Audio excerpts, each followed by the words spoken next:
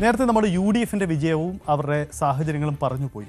ഇതിൽ പ്രത്യേകം പരാമർശിക്കേണ്ട ഒരു സ്ഥലമുണ്ട്. അത് മധ്യകേരളത്തിലെ കോൺഗ്രസിൻ്റെ വിജയമാണ്. കാരണം മധ്യകേരളത്തിൽ നമുക്കറിയാം, മധ്യകേരളം പരമ്പരാഗതമായി UDF സംവിധാനങ്ങൾക്ക് പിന്തുണ നൽകുന്ന ഇടമാണ്.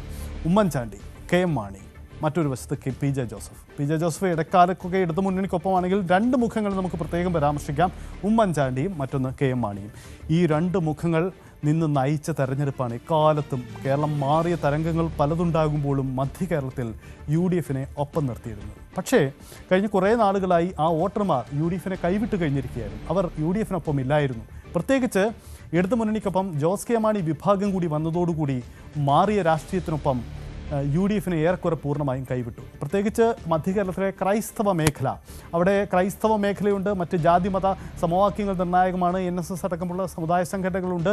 ഈ സ്ഥലങ്ങളിലൊന്നും തങ്ങളുടെ വോട്ടർമാർക്ക് ഇടമില്ല, തങ്ങളെ അവർ കൈവിട്ടു എന്ന തോന്നലായിരുന്നു കഴിഞ്ഞ കാലങ്ങളിൽ ഉണ്ടായത്. പക്ഷേ അവിടേക്കുള്ള തിരിച്ചുവരവാണ് യഥാർത്ഥത്തിൽ കോൺഗ്രസും UDFും സാധ്യമാകുന്നത്. അതായത് കേരള കോൺഗ്രസിലില്ലാത്ത കരുത്ത് കാട്ടിയ ഒരു തെരഞ്ഞെടുപ്പ് കൂടിയായിരുന്നു ഇത്തവണ കോൺഗ്രസിനെ സംബന്ധിച്ച് ഉണ്ടായത് എന്ന പ്രധാനപ്പെട്ട കാര്യം കൂടിയുണ്ട്.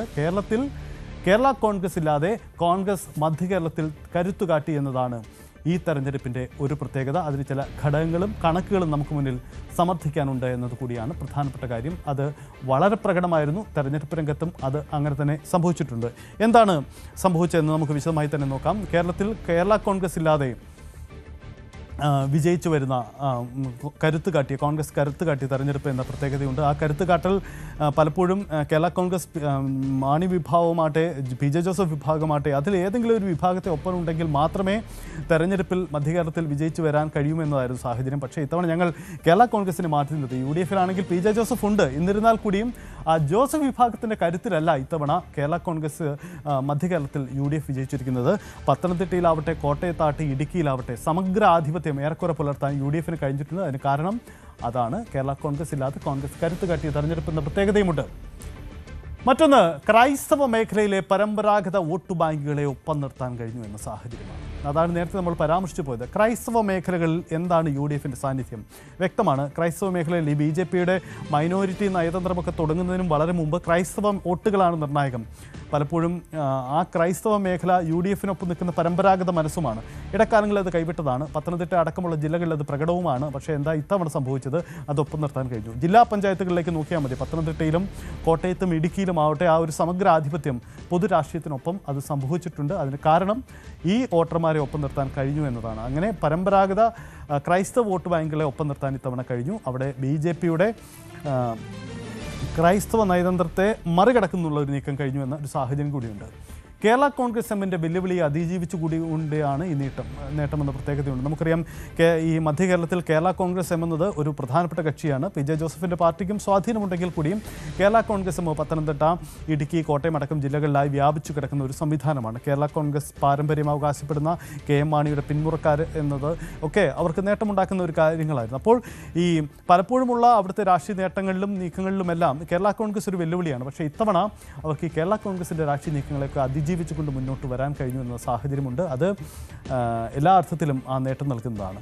മറ്റൊന്ന്, മതസാമുദായിക നേതൃത്വങ്ങളെ അവഗണിച്ചുകൊണ്ടുള്ള ഒരു മുന്നേറ്റം സംഭവിച്ചു എന്നതാണ്. കാരണം പ്രബലമായ സമുദായ വിഭാഗങ്ങളൊന്നും UDFിന് പരസ്യ പിന്തുണ അവിടെ പ്രഖ്യാപിച്ചിട്ടില്ല. പക്ഷേ അതൊന്നുമില്ലാതെ മത നേതൃത്വങ്ങളും NSS UDFിനെതിരായിരുന്നു, കോൺഗ്രസിനെതിരായിരുന്നു, അല്ലെ ക്രൈസ്തവ സഭകളൊന്നും UDFിന് അനുകൂലമായ നിലപാടുകളൊന്നും എടുത്തിട്ടുമില്ല. എന്നിട്ടുകൂടി ഈ മുന്നേറ്റം സാധ്യമായി എന്ന് പറയുമ്പോൾ മധ്യ തിരുവിതാംകൂറിൻ്റെ മാറുന്ന മനസ്സ് തങ്ങൾക്കൊപ്പമാണ്, പൊതുരാഷ്ട്രീയം തങ്ങൾക്കൊപ്പമെന്ന് അവർക്ക് അവകാശപ്പെടാം. മറ്റൊരു ഘടകം ഉമ്മൻചാണ്ടിക്കും KM മാണിക്കും ശേഷമുള്ള ഒരു തിരിച്ചുവരവ് എന്ന പ്രത്യേകതയാണ്. നമ്മൾ തുടക്കത്തിൽ പരാമർശിച്ചു. ഉമ്മൻചാണ്ടി, KM മാണി രണ്ട് പ്രധാനപ്പെട്ട നേതാക്കൾ UDFിൻ്റെ കരുത്തരായി നിന്ന് മധ്യകേരളത്തെ നിയന്ത്രിച്ചിരുന്നവരാണ്. അവർ രണ്ടുപേരും അവരുടെ മരണശേഷം അവിടെ ഒരു നേതൃത്വമില്ല എന്നൊരു സാഹചര്യമുണ്ടായിരുന്നു. അവിടേക്കാണ് ഇത്തവണ ഒരു UDFിൻ്റെ കടന്നുവരവ് ഉണ്ടായിട്ടുള്ളത്. അത് പത്തനംതിട്ടയിലും കോട്ടയത്തും ഇടുക്കിയിലും അടക്കം പ്രകടമാണ് എന്നതാണ്. വളരെ വ്യക്തമായി തന്നെ പ്രകടമാണ്. മലയോര കർഷകരും കർഷക ജനതയും ഏറെയുള്ള ആ മേഖലകളിലത് അങ്ങേയറ്റം പ്രകടമായിട്ടുണ്ട് എന്ന സാഹചര്യം കൂടി നമുക്ക് മുന്നിലുണ്ട്. മറ്റൊന്ന്, ഗ്രാമനഗര വ്യത്യാസമില്ലാതെ സാധ്യമായ ഒരു വിജയമെന്നതാണ്. ഉമ്മൻചാണ്ടിക്കും KM മാണിക്കും ശേഷമുള്ള ആ വിഷയത്തിലേക്ക് വരുമ്പോൾ നമുക്ക് പരാമർശിക്കേണ്ട കാര്യവും അതുതന്നെയാണ്. ഗ്രാമനഗര വ്യത്യാസമില്ലാതെ മധ്യകേരളത്തിൽ ഒരു മുന്നേറ്റം, അതായത് അതിൽ ഗ്രാമ വ്യത്യാസമില്ല, ഗ്രാമനഗര മേഖലകളിൽ ഒരുപോലെ മുന്നേറാൻ കഴിഞ്ഞു എന്നതാണ് ആ ഒരു പ്രധാനപ്പെട്ട നീക്കത്തിൻ്റെ കാരണമായി തന്നെ മാറുന്നത് എന്ന പ്രത്യേകതയും അവിടെ ഉണ്ടായിട്ടുണ്ട് എന്നതാണ് സാഹചര്യം. BJPയുടെ ക്രൈസ്തവ നയതന്ത്രം തകർത്ത മുന്നേറ്റം എന്ന ഒരു കാരണം കൂടി നമുക്ക് വിലയിരുത്താം. കാരണം ഈ BJPക്ക് കോട്ടയത്തിൻ്റെ കണക്ക്, കോട്ടയം, പത്തനംതിട്ട, ഇടുക്കി അടക്കമുള്ള കണക്കെടുക്കുമ്പോൾ അവർക്ക് ഇല്ലാത്ത ചില മേഖലകളിൽ ഇത്തവണ സ്വാധീനമുണ്ടാക്കാൻ കഴിഞ്ഞിട്ടുണ്ട്. ചില പഞ്ചായത്തുകളിൽ, ചില മലയോര പഞ്ചായത്തുകളിലൊക്കെ BJP കടന്നു വന്നിട്ടുണ്ട്. പക്ഷേ ഇത്തവണ BJP ക്രൈസ്തവ വിഭാഗത്തെ ഒപ്പം നിർത്താൻ വേണ്ടി വലിയ തന്ത്രമുണ്ടായിരുന്നു. അതിനെയും മറന്നു കിടന്നുകൊണ്ടാണ് ഇത്തവണത്തെ UDFൻ്റെ മുന്നേറ്റം ഈ മധ്യകേരളത്തിൽ ഉണ്ടായി എന്ന് പറയുമ്പോൾ ആ സാധ്യത തള്ളിക്കളയില്ല. ആ വിജയത്തിന് കൂടുതൽ പകിട്ടേറ്റുന്നു എന്ന സാഹചര്യം കൂടി നമുക്ക് മുന്നിൽ ഉണ്ടാവുന്നുണ്ട്.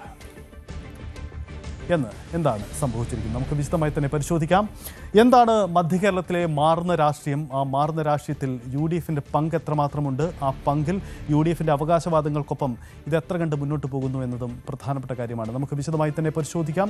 UDFൻ്റെ ഭാവി എന്താണ് മധ്യകേരളത്തിൽ എന്നത് ശ്രീജിത്ത് എനിക്കൊപ്പം ചേരുന്നു. Sreejith, good morning. ശ്രീജിത്ത്, നമ്മൾ ഈ തെരഞ്ഞെടുപ്പിന് ശേഷമുള്ള വോട്ടെടുപ്പിന് ശേഷമുള്ള കണക്കെടുക്കുമ്പോൾ കേരളത്തിൻ്റെ മൊത്തത്തിലുള്ള കണക്കെടുപ്പിൽ ഏറ്റവും പ്രധാനപ്പെട്ട ഒരു ഇടം മധ്യകേരളമാണെന്ന് തർക്കമില്ല. കാരണം രണ്ട് ഘടകങ്ങളുണ്ട്. കാരണം തെക്കൻ കേരളം പൊതുവിൽ ഇടതുപക്ഷത്തെ പിന്തുണയ്ക്കുന്ന സ്ഥലമാണ്, അതിലൊരു മാറ്റം ഉണ്ടായിട്ടുണ്ട്. മധ്യകേരളം ഇത്തവണ പൂർണ്ണമായും UDFിനൊപ്പം നിന്നു എന്നതാണ്. ജില്ലാ പഞ്ചായത്തിൻ്റെ കണക്കെടുക്കുമ്പോൾ അത് വളരെ പ്രകടമാണ് താനും. അപ്പോൾ മധ്യകേരളത്തിൻ്റെ മാറുന്ന രാഷ്ട്രീയം ഭാവി UDFിന് വളരെ പ്രതീക്ഷ നൽകുന്നു ഈ തദ്ദേശ തെരഞ്ഞെടുപ്പിന് അപ്പുറം എന്നതാണ് സാഹചര്യം. ഈ പൊതുചിത്രം പരിശോധിക്കുമ്പോൾ പത്തനംതിട്ടയിലും കോട്ടയത്തും ഇടുക്കിയിലും ഈ UDFിൻ്റെ പഴയ ആ പ്രഭാവം എത്ര കണ്ട് തിരിച്ചു വന്നിട്ടുണ്ട് ശ്രീജിത്ത്?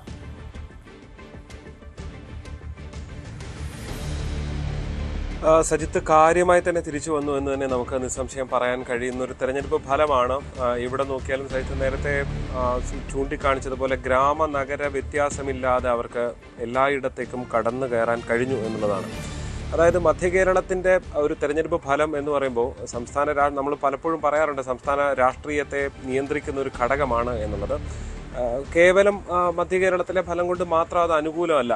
മറ്റ് തിരുവനന്തപുരം അല്ലെങ്കിൽ തൃശ്ശൂർ മുതൽ ഇങ്ങോട്ടുള്ള ജില്ലകൾ, അങ്ങനെ പല ജില്ലകളുടെ സാന്നിധ്യം നമ്മൾ പ്രാധാന്യത്തോടെ പറയാറുണ്ട്. പക്ഷേ കഴിഞ്ഞ കുറച്ച് കാലമായി, ഏതാണ്ട് കഴിഞ്ഞ 2015 തദ്ദേശ തെരഞ്ഞെടുപ്പിന് ശേഷം പരിപൂർണമായും UDFിനെ കൈവിട്ടൊരു ജില്ലകളായി ഇതൊക്കെ മാറിയിരുന്നു എന്നുള്ളതാണ്. അത് കേവലം തദ്ദേശ തെരഞ്ഞെടുപ്പിൽ മാത്രമല്ല, നിയമസഭാ തെരഞ്ഞെടുപ്പിലെ അവസ്ഥ അതാണ്. നോക്കൂ, ഒരു കാലത്ത് മുഴുവൻ സീറ്റിലും 5 സീറ്റിലും പത്തനംതിട്ടയിൽ UDF വിജയിച്ചിരുന്നുവെങ്കിൽ അവിടെ ഒരു സീറ്റ് പോലും വിജയിക്കാത്ത ജില്ലയായി പത്തനംതിട്ട മാറുന്ന സാഹചര്യമാണുള്ളത്. കോട്ടയത്ത് ഭൂരിപക്ഷം സീറ്റുകളിലും കോൺഗ്രസ് ആണ് വിജയിച്ചിരുന്നത്. ഒരു സമയത്ത് ഒരുപക്ഷെ 2011 ഏതാണ്ട് 5 മന്ത്രിമാർ കോട്ടയംകാരായിട്ടുള്ളവർ ഉള്ള UDFിൻ്റെ അത്രത്തോളം അപ്രമാദിത്വമുള്ള ഒരു ജില്ലയായിരുന്നു. അതുകൊണ്ട് തന്നെ അത് മാറിപ്പോകുന്ന ഒരു സാഹചര്യമാണ്. അത് UDFിനെ സംബന്ധിച്ച് ഈ ജില്ല വിട്ടുപോകുന്നു എന്ന് പറയുമ്പോൾ കുറച്ച് സീറ്റുകളായിരിക്കും. ഇപ്പോൾ നിയമസഭാ സീറ്റുകളുടെ എണ്ണം നോക്കിയാൽ കുറച്ചേ ഉണ്ടാകുള്ളൂ നമ്മൾ മറ്റു പല ജില്ലകളുമായിട്ട് താരതമ്യം ചെയ്യുമ്പോൾ. പക്ഷേ തങ്ങളുടെ ഒരു ഹൃദയഭൂമി എന്ന് വിശേഷിപ്പിക്കാവുന്ന സ്ഥലത്ത്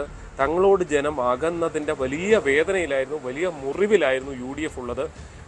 അതിൻ്റെ ഒരു ആഘാതം ചെറുതല്ല എന്നുള്ളതാണ്. മറ്റു പലയിടത്തും പ്രവർത്തിക്കാൻ ഉൾപ്പെടെ കിട്ടുന്ന ഒരു ഊർജ്ജമായിരുന്നു മധ്യകേരളത്തിൻ്റെ ഈ ഒരു രാഷ്ട്രീയം, പ്രത്യേകിച്ച് ക്രൈസ്തവ സഭാ രാഷ്ട്രീയമൊക്കെ. സഭകളും അതിൽ വേദനിച്ചിരുന്നു. പ്രത്യേകിച്ച് നമുക്കറിയാം ചങ്ങനാശ്ശേരി അതിരൂപതയുടെ ആർച്ച് ബിഷപ്പ് മാർ തോമസ് തറയിലൊക്കെ ക്രൈസ്തവ വോട്ടുകൾ വിഭജിച്ച് പോകുന്നതിൻ്റെ സങ്കടം നമ്മളോടടക്കം പങ്കുവെച്ച ഒരു സാഹചര്യം ഉണ്ട്. അത് കേരള കോൺഗ്രസ് എമ്മിൻ്റെ മുന്നണി മാറ്റം തന്നെയായിരുന്നു അതിൽ പ്രധാന ഘടകമായി അവർ ചൂണ്ടിക്കാണിച്ചത്. അതൊരു യാഥാർത്ഥ്യവുമാണ്. ആ മുറിവുണക്കാൻ ഈ തെരഞ്ഞെടുപ്പ് കഴിഞ്ഞു എന്നുള്ളത് തന്നെയാണ് സജിത്ത് UDFിൻ്റെ വലിയ ആശ്വാസം. രണ്ടാമത്തെ പ്രധാന ആശ്വാസം, കുറേ കൊല്ലങ്ങളായി കോൺഗ്രസിൻ്റെ അധികായന്മാർ നിന്ന ജില്ലയാണ്. അവിടെ കേരള കോൺഗ്രസ് ഇല്ലെങ്കിലും ഞങ്ങൾക്ക് ജയിക്കാൻ കഴിയുമെന്ന് കോൺഗ്രസ്സുകാർ പലപ്പോഴും പറയാറുണ്ടായിരുന്നു. പക്ഷേ കഴിഞ്ഞ തദ്ദേശ തെരഞ്ഞെടുപ്പ്, നിയമസഭാ തെരഞ്ഞെടുപ്പ്, ഈ 2 തെരഞ്ഞെടുപ്പോടെ കോൺഗ്രസിൻ്റെ വായടയ്ക്കുന്ന നിലയിലുള്ള ഫലമാണ് വന്നത്. കേരള കോൺഗ്രസ് എമ്മിനൊപ്പം ജില്ല കാര്യമായി നിന്നു. ജോസഫ് ഗ്രൂപ്പിന് പലയിടത്തും കരുത്ത് തെളിയിക്കാൻ കഴിയാത്ത സാഹചര്യവും വന്നു. തദ്ദേശ തെരഞ്ഞെടുപ്പിലും നിയമസഭാ തെരഞ്ഞെടുപ്പിലും കടുത്തുരുത്തിയും പാലയും മാറ്റി നിർത്തിയ. പക്ഷേ അതിനപ്പുറത്തേക്ക് ഈ തെരഞ്ഞെടുപ്പ് ഫലം കോൺഗ്രസിന് നൽകുന്ന ഒരു സൂചനയാണ്. കോൺഗ്രസ് സീറ്റ് വിഭജന ചർച്ചയൊക്കെ ജില്ലാ പഞ്ചായത്തിലേക്ക് 5-6 ദിവസം അത്രത്തോളം രാപകലില്ലാതെ നടന്നൊരു തെരഞ്ഞെടുപ്പാണ്, ഒരു പ്രക്രിയയായിരുന്നു. അവിടെ കഴിഞ്ഞ തവണ 8 സീറ്റ് ജോസഫ് ഗ്രൂപ്പിന് ലഭിച്ചപ്പോൾ അവർക്ക് 9 വേണമെന്ന വാശി പിടിക്കുന്നു. അപ്പുറത്തെ ജോസ് വിഭാഗം ഏതാണ്ട് 10 സീറ്റ് മത്സരിക്കും. പക്ഷേ അതിനൊന്നും വിട്ടുവീഴ്ചയില്ല. ഞങ്ങൾ തന്നെ മത്സരിക്കും, കോൺഗ്രസ് തന്നെ മത്സരിക്കും എന്ന് പറഞ്ഞുകൊണ്ട് 10-16 സീറ്റുകളിൽ ഒറ്റയ്ക്ക് കോൺഗ്രസ് ഈ ജില്ലാ പഞ്ചായത്തിലേക്ക് അടക്കം മത്സരിക്കുന്നു. അത് കോൺഗ്രസിൻ്റെ ഒരു കോൺഫിഡൻസ് ആയിരുന്നു. ജില്ല എങ്ങനെയും പിടിക്കണം, ഇത് ഒരു ജീവൻ മരണ പോരാട്ടം എന്ന് തന്നെ പറയാം. ആ പോരാട്ടം ഫലം കണ്ടു. സീറ്റ് വിഭജനത്തിലടക്കം